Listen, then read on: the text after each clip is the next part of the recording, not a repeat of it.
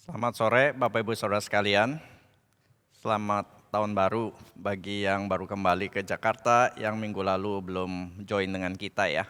Nah, hari ini kita membahas satu tema eksposisi yang baru, tahun yang baru. Saya akan memulai juga eksposisi yang baru dari kitab Keluaran.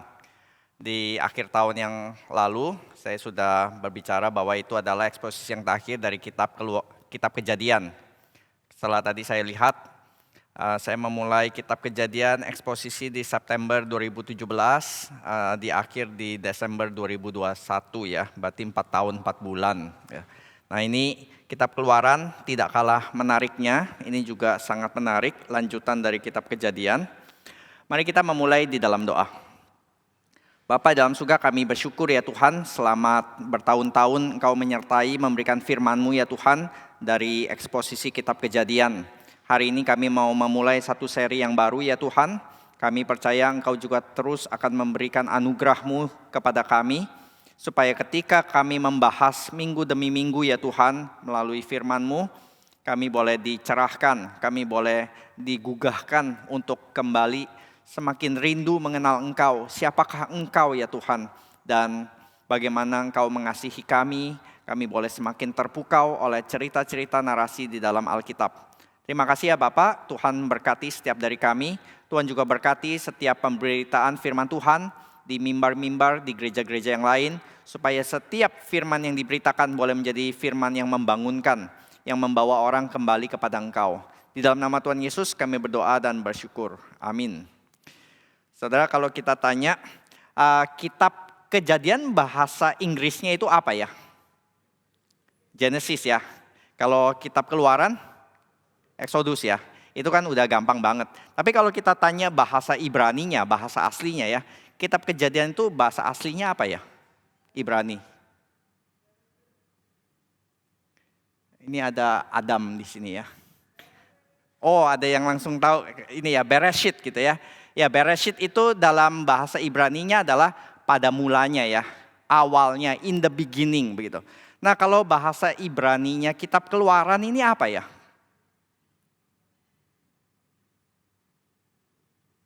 Tadi kayaknya ada yang sedikit keluar di daerah sini. Ada yang tahu? Ada yang ketik-ketik Google, ya mulai langsung angkat tangan. Wah, dapat 100 gitu. Tapi ternyata hasil Google. Hasilnya, bukan hasilnya ya. Namanya adalah Shemot. Shemot itu artinya apa? Artinya bukan Exodus, saudara. Artinya adalah names. Nama-nama.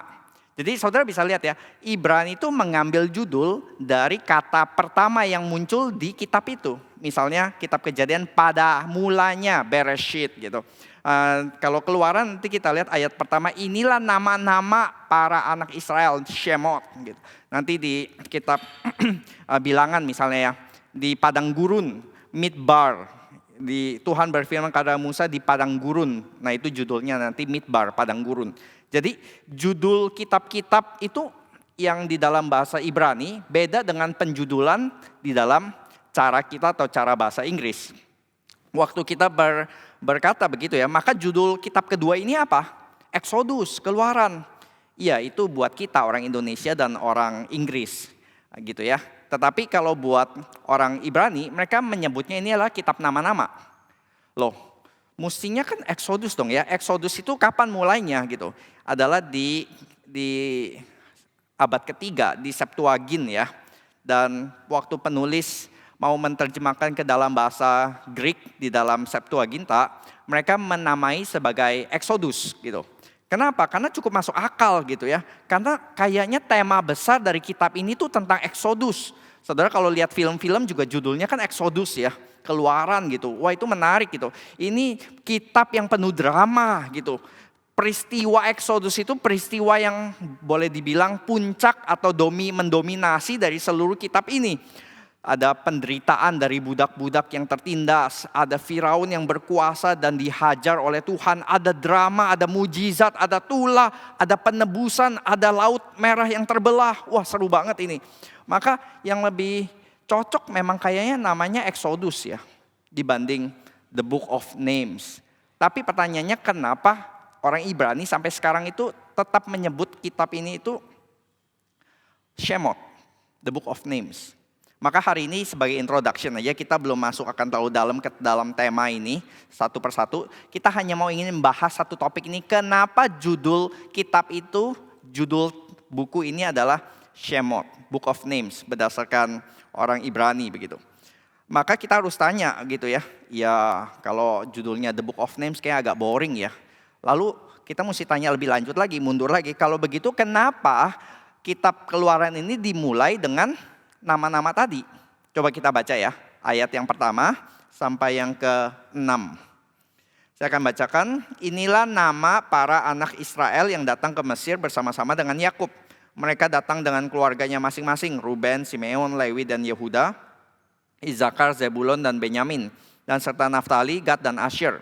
Seluruh keturunan yang diperoleh Yakub berjumlah 70 jiwa, tetapi Yusuf telah ada di Mesir, kemudian matilah Yusuf, serta semua saudara-saudaranya dan semua orang yang seangkatan dengan dia. Saudara, ini saudara kalau lihat di dalam Kejadian 46, ayat ke-8, inilah nama-nama Bani Israel yang datang ke Mesir, yakni Yakub serta keturunannya, anak sulung Yakub adalah Ruben, lalu dijelaskan lebih detail lagi selama satu pasal 46 kitab Kejadian, itu menjelaskan tentang Yakub dan 12 anaknya, bahkan sampai cucu-cucunya. Sudah pernah dijelaskan panjang lebar, kenapa mesti diulang lagi di sini begitu? Kenapa harus di-repeat? Kenapa harus diulang? Nah ini pertanyaannya, kenapa mulainya dengan list nama yang boring begitu ya? Kenapa nggak langsung, kalau kita pengen bikin sequel ya saudara. Saudara coba lihat deh film-film action sekarang ini ya. Seringkali dimulai dengan bom meledak. Jadi kita detik pertama saja sudah dibuat sangat-sangat interested gitu ya. Bom meledak lalu kejar-kejaran dengan mobil. Kalau dulu kan mulainya tenang, tapi ini enggak, sequelnya harus lebih dahsyat dibanding yang sebelumnya. Kenapa ini dimulainya dengan boring, list of names yang membosankan itu? Maka saya mencoba mencari alasan-alasan dari ya rabi-rabi Yahudi ya. Satu orang rabi dari abad pertengahan, Ramban ya, dia menuliskan demikian. Oh ini karena kitab kedua ini, Book of Shemot ini bukan cuman lanjutan dari kitab yang pertama. Ini juga bersifat buku yang independen. Jadi kalau kita nggak baca buku pertama pun, kita sudah tahu siapa ini bangsa yang diperbudak ini siapa gitu. Jadi ini semacam memberikan independensi dari kitab gitu, dari list-list nama tersebut. Lalu yang rabi yang berikutnya, Rabi Rashi, dia explain, karena Israel itu adalah umat kesayangannya Tuhan. Maka the Torah wanted to count them again because Israel is God's beloved people. Ya, ini lebih cocok gitu ya. Karena Tuhan ingin mereka disebutkan lagi namanya karena Tuhan mengasihi mereka. Dan dia coba kaitkan ini saudara, ini kutipan langsungnya ya. To let you know how dear they were to the Almighty, inasmuch as they are compared to the stars. For when it comes to the stars, God brings them out and returns them back to their places by number and by name. Nah kalau di Yesaya, dia mau mencoba kaitkan dengan Yesaya saudara, dengan bagian kitab yang lain, di mana ada ditulis bahwa Tuhan menghitung dan mengenal nama bintang satu persatu. Lalu dikaitkan dengan di sini, nama-nama bangsa Israel, Tuhan menghitung, mengenal mereka dengan bintang-bintang yang Tuhan juga kenal satu persatu. Nah, ada seorang penulis buku yang lebih modern ya. Dia berkata demikian saudara. Saudara kalau dapatkan satu bagian yang menurut saudara nggak penting dan juga nggak interesting, tetapi sangat banyak dibahas oleh orang-orang, mungkin kita perlu terjun dan menyelidiki lebih lanjut lagi. Karena mungkin buat kita orang modern nggak make sense. Tapi buat mereka pembaca awal itu sangat-sangat make sense. Nah sekarang kita mau coba mengerti. Ini dari list nama yang membosankan ini yang buat kita nggak terlalu penting. Kita bisa berkata, let's go straight to the action. Langsung actionnya aja, ngapain langsung ada list nama yang nggak penting tersebut. Mungkinkah di list nama yang gak penting ini ternyata buat pembaca awalnya itu ternyata sangat-sangat penting. Nah ini yang kita coba bahas lebih lanjut. Nah tadi itu Rabi Rashi tadi ya, memberikan satu hint gitu. Apa sih pentingnya? Yaitu ketika dikaitkan dengan Tuhan menghitung bintang-bintang. Coba saya bacakan di sini ya. Dikatakan di sini, lihatlah ke langit dan kau akan melihat bintang-bintang. Waktu kita coba lihat tersebut ya saudara, kenapa sih dia tiba-tiba bisa langsung kaitkan list nama-nama tersebut dengan Tuhan menghitung bintang-bintang? Apakah kita berkata, Rabi ini lagi cocokologi aja nih, memang mirip-mirip aja lalu dikait-kaitkan. Nah sekarang kita coba lihat apakah memang itu mengada-ngada atau buat bagi orang Israel atau orang Yahudi, mereka akan lihatnya itu satu link yang otomatis atau satu link yang nggak terlalu jauh untuk bisa dihubungkan. Nah dia tanya begini, saudara lihat ya, ketika saudara melihat keturunan Abraham dan ketika Alkitab mencatat tentang keturunan Abraham dan Alkitab mencatat tentang bintang-bintang, saudara langsung linknya itu saudara bisa kaitkan di bagian mana ketika Tuhan berkata tentang keturunan Abraham dan bintang-bintang. Saudara bisa mulai mendapatkan kaitannya ya. Yaitu ketika Tuhan menyuruh kepada Abraham pergi keluar di Kejadian 15. Ketika waktu itu ya Tuhan berkata kepada Abraham yang sudah mulai ragu, ini sudah nungguin keturunan, kapan Tuhan? Katanya engkau akan memberikan keturunan. Lalu Tuhan suruh Abraham, oke Abraham, kamu keluar dari tendamu dan lihatlah ke langit dan hitunglah bintang-bintang. Jika kamu dapat menghitungnya, demikianlah keturunanmu. Nah itu kita hafalkan ya, sebanyak bintang-bintang itu. Maka Tuhan seakan-akan mengeluarkan tantangan yang hampir main-main ya kepada Abraham ya. Abraham, coba lihat ke langit, kalau kamu bisa hitung bintang di langit, sebanyak itulah keturunanmu. Ini tentunya di padang gurun ya saudara. Kalau di Jakarta lihat ke langit kita bisa hitung sih. Mungkin cuma 2 atau 3 yang muncul kelihatan. Tapi kalau di padang gurun atau di tempat-tempat yang masih sangat tidak ada polusi cahaya begitu ya. Seperti di kota-kota besar. Misalnya waktu di NTT kita bisa lihat itu benar-benar bintang itu sebanyak pasir di pantai. Dan sains kan sudah membuktikan jumlah pasir dengan jumlah bintang itu ya memang sebanyak itu. Bintang-bintang itu billions, ya uncountable bisa dikatakan ya. Kalau Abraham Anda dapat menghitungnya sebanyak itulah. Tapi masalahnya adalah ya itu bintang-bintang itu uncountable, tidak dapat dihitung. Maka komentari Midrash tadi berkata, sebagai bukti cinta, Tuhan memperlakukan kita itu seperti bintang dan menghitung masing-masing dari kita. Maka saudara tadi ya, kalau kita mau coba lihat 2 hal ini, tadi di satu sisi kepada Abraham dia berkata bintang itu nggak bisa dihitung. Tapi di satu sisi di Mazmur sama di kitab Yesaya nanti dikatakan Tuhan menghitung satu persatu dan mengenal mereka satu persatu. Jadi bintang itu bisa dihitung atau enggak? Well, tergantung siapa yang menghitung. Kalau buat kita ya kita nggak bisa. Tapi buat Tuhan bisa. Buat kita jumlahnya billions of billions. Kita simply nggak bisa hitung. Tapi buat Tuhan mengenal satu persatu. Di Mazmur 147 ayat 4 ya, saya bacakan.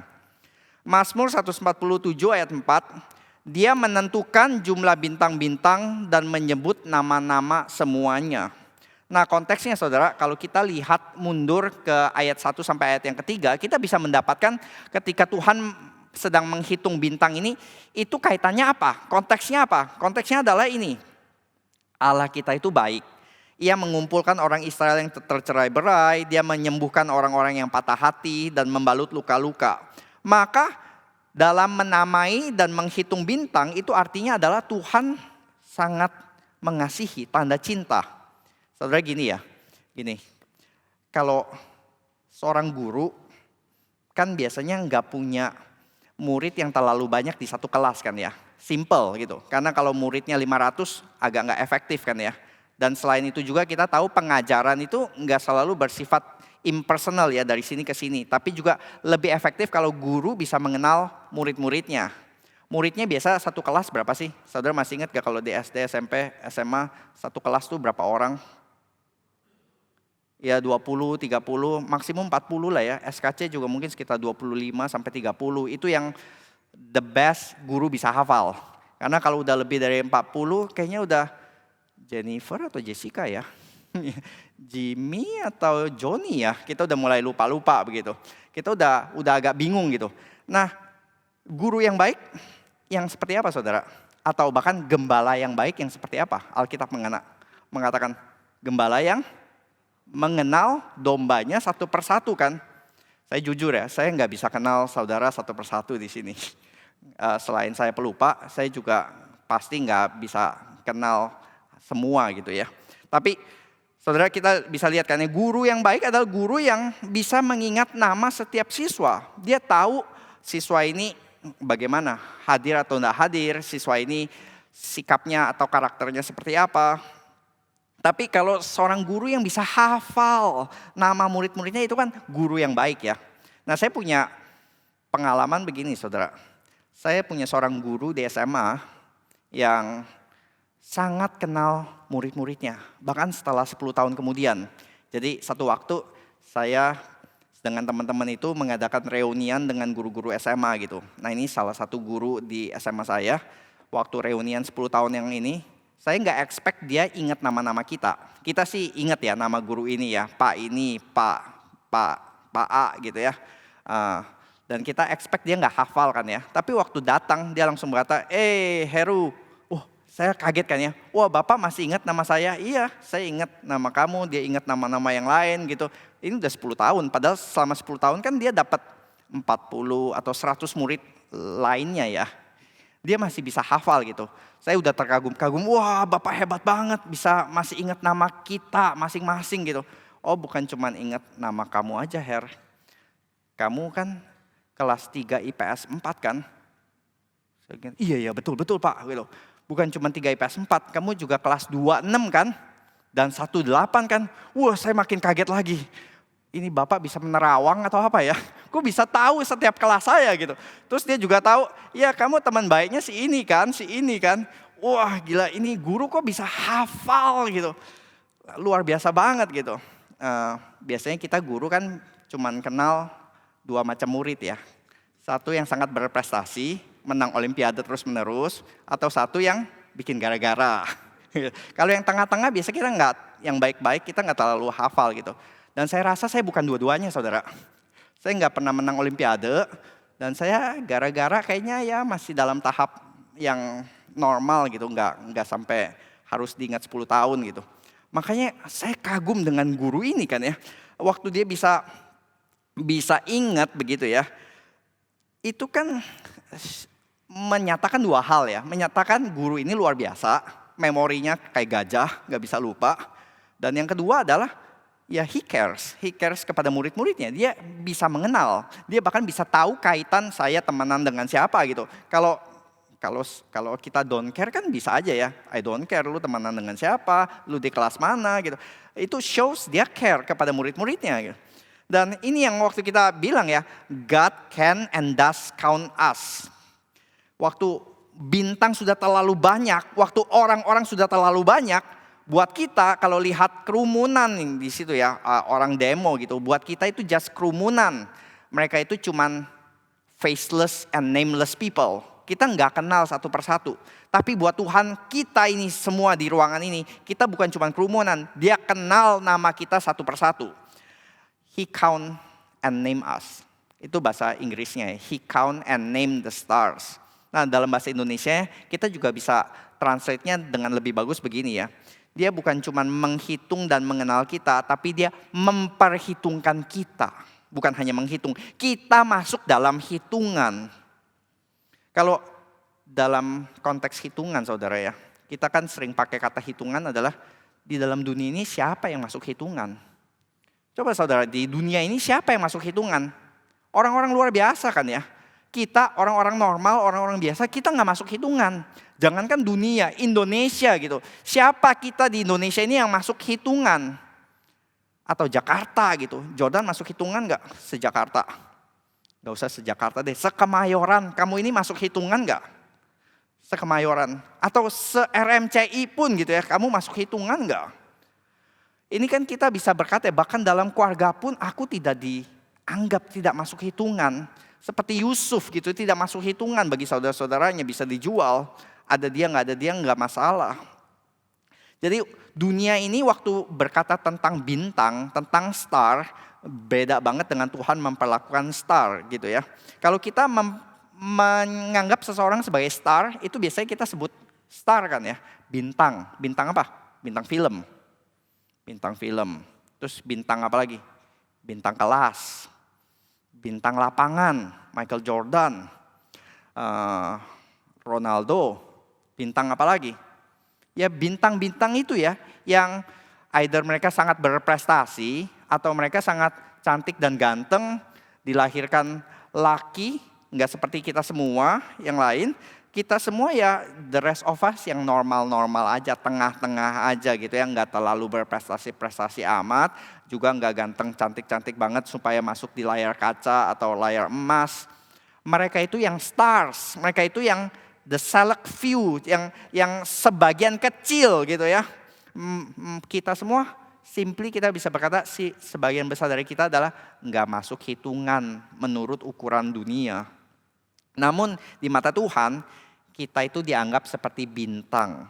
Dia mengenal kita setiap individu. Ini message yang comforting ya buat kita waktu kita melihat dikaitkan dengan bintang. Tapi saudara, saya melihat ada satu cara lagi ya yang melihat ketika dikaitkan dengan bintang, yaitu di Yesaya 40. Coba saya bacakan dari Yesaya.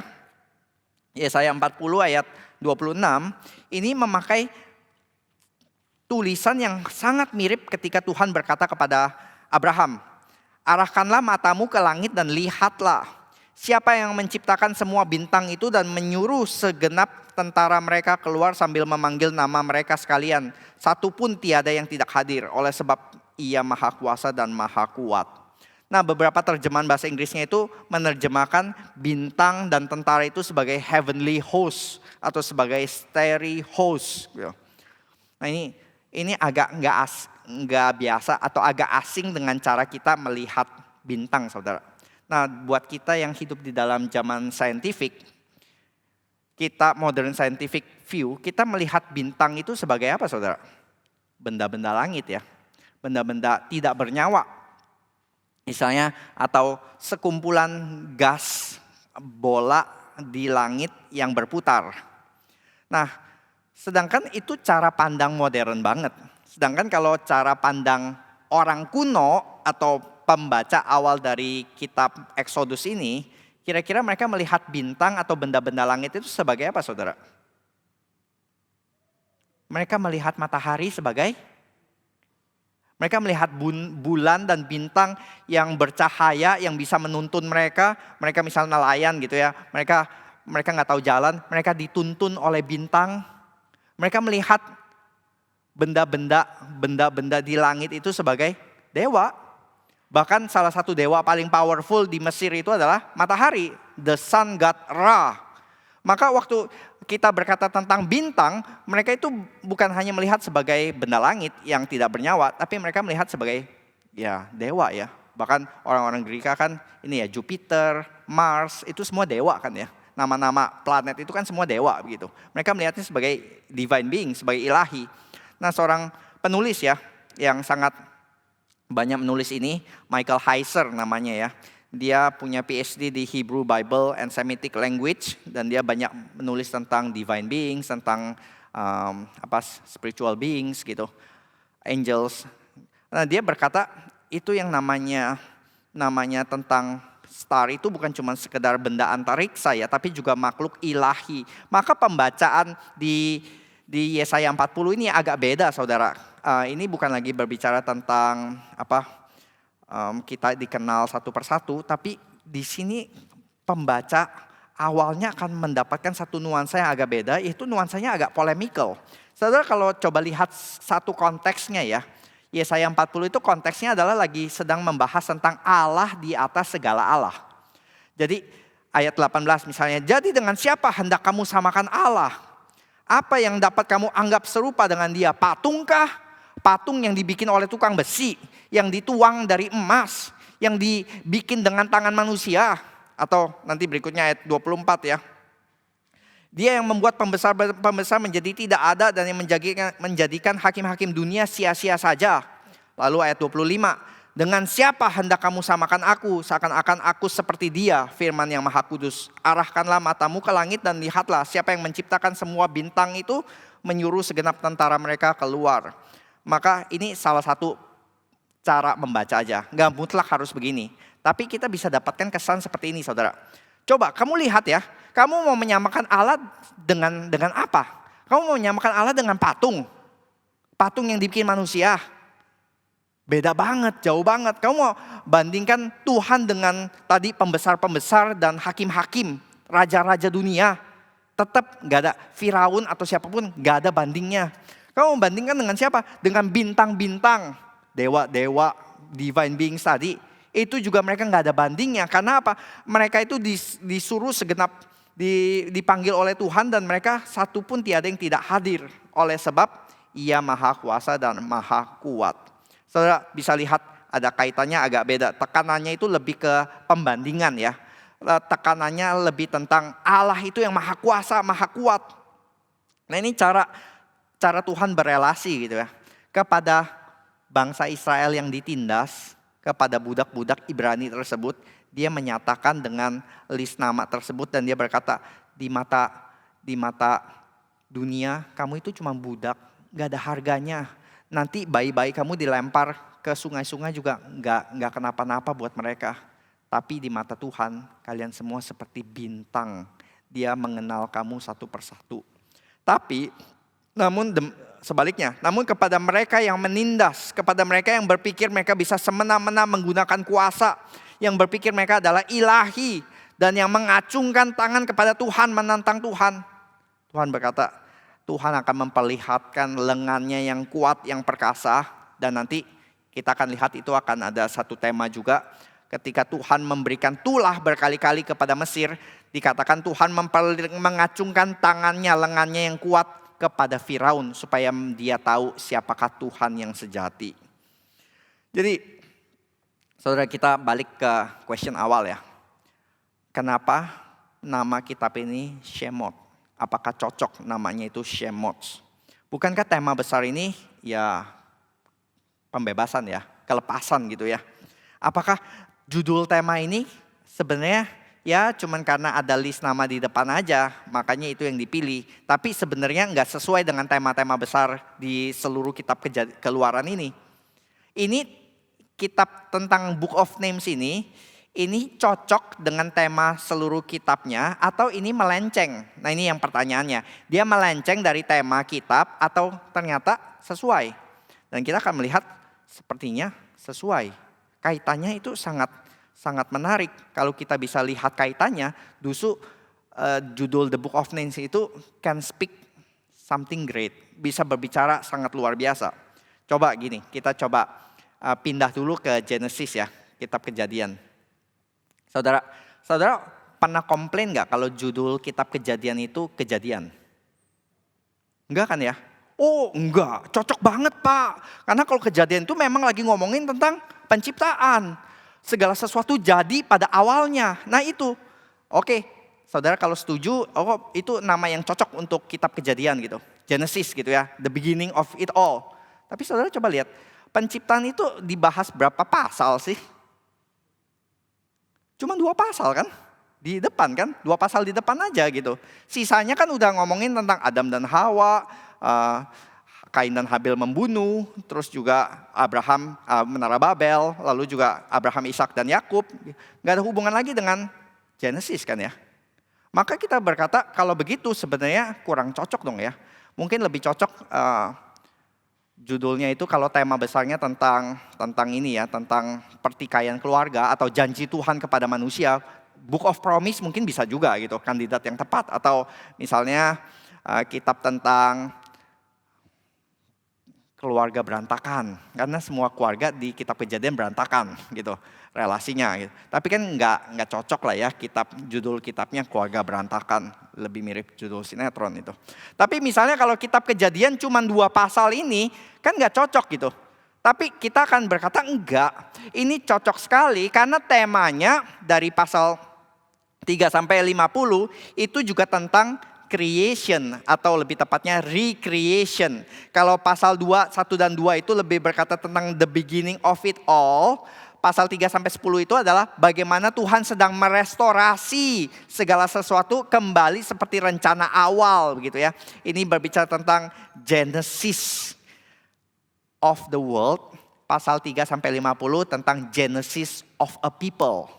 Permulaan dunia dan permulaan umat Allah yang dimulai dari Abraham, Ishak dan Yakub nanti menjadi satu bangsa yang digenapi di permulaan kitab Keluaran ini. Mereka sudah menjadi satu bangsa. Jadi kita berkata judul Genesis kejadian itu sangat berkaitan dengan seluruh tema besar kitab pertama tadi gitu. Kita nggak usah ganti ya, nggak usah ganti menjadi The Book of Promise misalnya, nggak usah ganti judul. Maka kita juga bisa berkata alasan penamaan The Book of Shemot ini juga mungkin cocok gitu ya. Karena alasan yang melingkupi seluruh kitab itu juga seakan-akan berkata, well, Tuhan tetap terus mengenal kita di tengah kerumunan yang tidak terhitung itu. Dan juga di sepanjang semua peristiwa yang terjadi di kitab Exodus ini. Tuhan terus mengenal kita. Karena apa saudara? Karena nanti dikatakan gitu ya. Setelah ini lanjutannya dari ayat-ayat selanjutnya itu mencatat tentang apa? Coba kita baca dari ayat yang ke-7 sampai yang ke-13. Orang-orang Israel beranak cucu dan tidak terbilang banyaknya, tidak terbilang jumlahnya, uncountable, mirip the stars tadi ya, uncountable. Mereka bertambah banyak dan dengan dahsyat berlipat ganda sehingga negeri itu dipenuhi mereka. Kemudian bangkitlah seorang raja baru memerintah tanah Mesir yang tidak mengenal Yusuf. Berkatalah raja itu kepada rakyatnya, bangsa itu sangat banyak dan lebih besar jumlahnya daripada kita. Mari kita bertindak dengan bijaksana supaya mereka jangan bertambah banyak lagi. Dan jika terjadi peperangan, jangan bersekutu nanti dengan musuh kita dan memerangi kita lalu pergi dari negeri itu. Sebab itu pengawas-pengawas Rodi ditempatkan atas mereka untuk menindas mereka dengan kerja paksa. Tetapi semakin ditindas semakin bertambah banyak dan berkembang mereka sehingga orang merasa takut dengan orang Israel itu. Dan dengan kejam orang Mesir memaksa orang Israel bekerja. Saudara kita bisa lihat ya, pas ketika tadi ya janji Tuhan mulai digenapi. Kamu akan menjadi bangsamu, keturunanmu Abraham, keturunanmu akan menjadi keturunan yang uncountable seperti bintang-bintang tadi. Terjadi kapan? Di Mesir, di Keluaran pasal 1 tadi. Bagus kan ya? Di tengah kerumunan itu Tuhan tetap mengenal mereka satu persatu. Sama seperti si guru matematika tadi ya. Di tengah kerumunan dia tetap mengenal satu persatu. Tapi saat-saat yang berikutnya, ayat-ayat berikutnya mencatat perbudakan. Mencatat tangisan ibu-ibu yang bayinya direnggut lalu dibuang ke sungai. Bagi orang Israel saudara, tahun-tahun perbudakan itu sepertinya Tuhan tidak lagi mengingat mereka. Seakan-akan mereka itu tidak benar-benar mencintai mereka. Saudara, kalau kita nggak pernah mengalami kejadian seperti itu ya, kita agak sulit membayangkan. Tapi coba kita baca pengalaman dari seorang yang pernah mengalami yang namanya itu Nazi, yang pernah mengalami Auschwitz ya, yang mengalami kamar gas gitu bagi orang-orang Yahudi pada zaman itu. Seorang penulis Yahudi menulis demikian. A generation ago, the Nazis dehumanized our people by discarding our names and treating us as numbers. Jadi Nazi itu memperlakukan kita bukan seperti manusia. Karena apa? Karena mereka membuang nama-nama kita dan menggantinya dengan nomor. Saudara, semua orang-orang yang dikumpulkan Yahudi tadi ya, mereka nggak dicatat namanya, mereka diganti gitu. Semua namanya diganti jadi 754321 gitu. 212, 212, 00. Pokoknya numbers.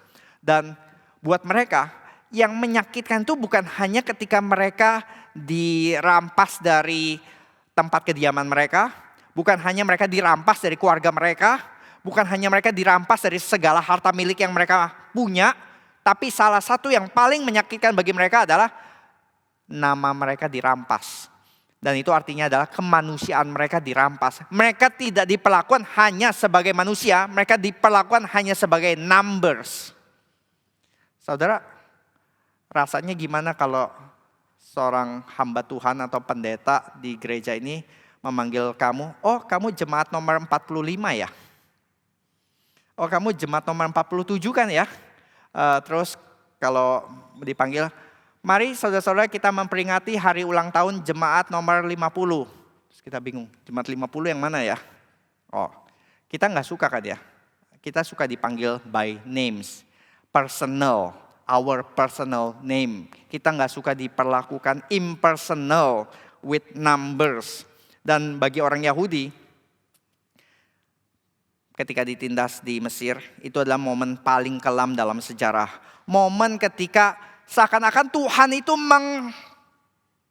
menyembunyikan wajahnya. Tuhan itu menghalangi pandangan mereka terhadap Dia. Tapi ketika momen itu akan terjadi, seolah-olah judul buku ini menunjukkan bahkan ketika nanti saat-saat penderitaan terbesar itu kamu akan masuk ke dalam penderitaan paling besar. Dia sudah mulai dengan satu assurance lebih dahulu, yaitu apa? God knows your name. Kamu akan diperlakukan impersonal, kamu akan diperlakukan bukan sebagai manusia, tapi Tuhan memperlakukan kamu by name, personally, one by one. Saudara, di sini ada yang merasa, ini gak ya? Merasa di tahun-tahun yang lalu, saya itu nobodies, saya itu gak ada apa-apanya gitu. Di sini ya ini gambaran yang berkata, saudara itu menjadi somebody itu bukan karena apa yang saudara capai, atau berapa likes yang saudara dapat di sosial media, atau berapa orang yang follow account media saudara, atau apalagi ya, atau dari award yang saudara terima, baru saudara merasa I am somebody. Itu di mata dunia saudara somebody kalau saudara ya ini berprestasi, atau punya banyak followers, atau ya tadi itu ya punya sesuatu, you got something or you are somebody, itu baru masuk hitungan. Tapi bagi Tuhan kita semua somebody saudara. Karena apa? Karena ya Tuhan mengasihi kita. Dan kita bisa lihat di sini ya, Yahweh memang cara kita memandang bintang itu berbeda. Buat kita bintang semakin banyak itu semakin doesn't matter gitu. Kita nggak kenal satu persatu. Tapi Tuhan berkata, aku mengenal kamu satu persatu. Dan itu kita bisa langsung lihat nanti di ayat-ayat selanjutnya ya. Saudara lihat di sini ada 3 figuran yang muncul di dalam pasal 1 ini. Dan 2 dikasih nama, 1 enggak. Siapa saudara figuran itu yang muncul? Itu adalah di ayat ke-15 ya. Di ayat 15 ini ada 3 tokoh yang muncul. 1, Raja Mesir itu memerintahkan kepada bidan-bidan yang menolong perempuan Ibrani. Seorang bernama Sifra dan seorang bernama Pua. Habis itu Sifra dan Pua gak pernah muncul lagi saudara. Mereka cameo, mereka muncul. Dan ini bidan-bidan siapa sih? Kita gak perlu tahu namanya pun gak apa-apa. Kita gak usah tahu namanya. Yang lebih penting itu kita tahu nama Raja Mesir. Karena ini menjadi kesulitan besar dari penanggalan kitab Keluaran. Ini tuh kapan? Tahun 1200-an atau 1400-an BC itu kapan? Tergantung dari Firaun mana yang sedang memerintah. Dan kitab Keluaran tidak catat nama Firaunnya siapa saudara. Bikin banyak tinta tertumpah untuk mendebatkan ini siapa Firaunnya. Buat orang saat itu, Firaun is the greatest person, yang paling berkuasa, yang paling terkenal, yang paling masuk hitungan. Dia hitungan nomor 1. MS1 kalau plat nomornya gitu ya. Kereta kuda lah ya. Kalau kita kan RI1, kalau dia MS sih Mesir ya, bukanlah Egypt ya, E1 ya. Egypt 1 ya, dia hitungan nomor 1, numero uno di seluruh Mesir. Dan satu piramid itu hanya untuk mayat satu Firaun. Dibangun berpuluh-puluh tahun hanya untuk si Firaun ini. Dan di mata Tuhan, he is just nameless. Tapi di mata Tuhan, Sifra dan Pua, bidan-bidan yang berani meresikokan nyawanya untuk menolong perempuan-perempuan yang melahirkan ini, diberitahu namanya. Dan sampai sekarang jutaan orang mengenal Sifra dan Pua. Walaupun buat kita doesn't matter, kita gak perlu tahu nama mereka. Tapi buat Tuhan nama mereka berdua important sampai harus dicatat di Alkitab dan dibaca sepanjang zaman oleh seluruh orang Kristen. Jadi itu cara pandang dunia saudara yang harus dibenturkan dengan cara pandang Tuhan. You see, God does count the stars and God even names them. He does this because they are dear to Him. So it is with you. God doesn't see you as a nation of nameless faces. Each and every one of you is important to Him. Jadi buat Tuhan, setiap dari kita itu masuk hitungan karena Tuhan mengasihi kita. Dia memperhitungkan kita, saudara. Saudara, enak ya, message seperti ini tuh comforting banget gitu. Walaupun nanti buat kita yang ini saudara yang bertindak seperti Firaun, siap-siap akan ada berita penghakiman. Tapi setidaknya sebelum berita penghakiman yang terus-menerus begitu yang besar, kitab Keluaran ini memulai dengan satu message yang sangat comforting. Satu message yang berbicara Tuhan kita itu Tuhan yang seperti apa? Tuhan yang bukan jauh. Bukan yang tidak mengenal orang umat-umatnya. Dia Tuhan yang mengenal setiap umatnya. Tuhan yang memperhitungkan setiap dari manusia. Dan kita mungkin bisa, kalau dalam mengalami kesengsaraan seperti yang dialami oleh bangsa Israel, kita akan dengan gampang berkata ya, Tuhan gak peduli. Di mana Tuhan ketika itu penderitaan itu datang? Di mana Dia ketika lembar-lembaran hidupku itu semuanya gelap, hitam, penuh noda, penuh tetesan darah. Di mana? Dan seringkali kan kita nggak mengalami personal exodus ya. Kita yang bangkrut gitu ya, yang usahanya gagal karena pandemi. Lalu tiba-tiba Tuhan membelah laut, lalu perusahaan kita langsung masuk IPO. Kan enggak ya saudara. Kita punya problem keluarga, relasi orang tua dan anak atau istri dan suami. Lalu setelah kita membaca ini ya hubungan langsung bebas. Kan enggak kan ya. Tetap kita bergumul dengan semua itu. Tapi kita tahu dari mana bahwa setiap dari kita itu important. Setiap dari kita itu matters to God. Yaitu adalah buktinya ini saudara ya. Saya bacakan dari Yesaya 53 ayat 3 sampai ke 5. Ia dihina dan dihindari orang. Sehingga orang menutup mukanya terhadap Dia. Seorang yang penuh kesengsaraan yang biasa menderita kesakitan. Ia sangat dihina.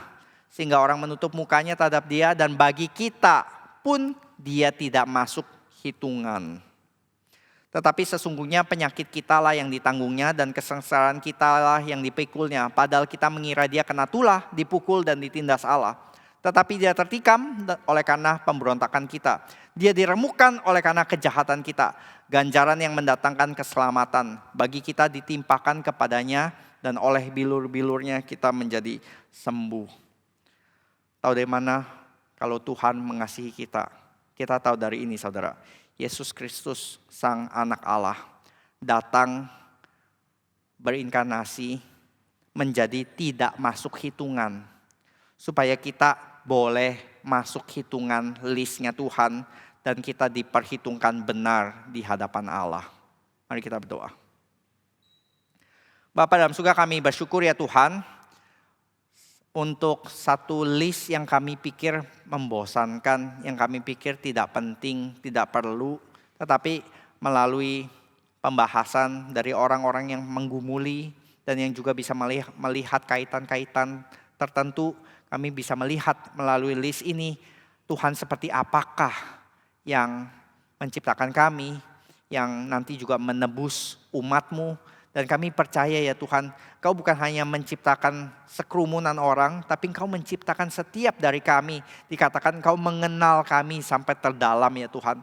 Ketika kami bisa disalah mengerti, ketika bahkan kami tidak memandang diri kami lagi, ada mungkin dari sebagian kami ya Tuhan yang merasa diri insignificant. Biarlah kami boleh mendapatkan self-knowledge kami bukan dari apa yang dunia tawarkan, dari penerimaan orang-orang, dari materi, dari sosial media. Tapi kami boleh mendapatkan self-worth atau nilai diri kami ya Tuhan ketika kami boleh dikenal oleh Engkau. Dan ketika kami masuk hitungan Engkau dan ketika kami diperhitungkan benar karena Kristus harus dikorbankan dan tidak masuk hitungan. Terima kasih ya Bapak, kami serahkan setiap dari kami ya Tuhan. Kami boleh memulai tahun yang baru ini dengan kami bersama-sama merenungkan kitab Keluaran ini dan kami boleh semakin mengenal diri kami dan juga kami semakin boleh mengenal Engkau. Di dalam nama Tuhan Yesus kami berdoa dan bersyukur. Amin.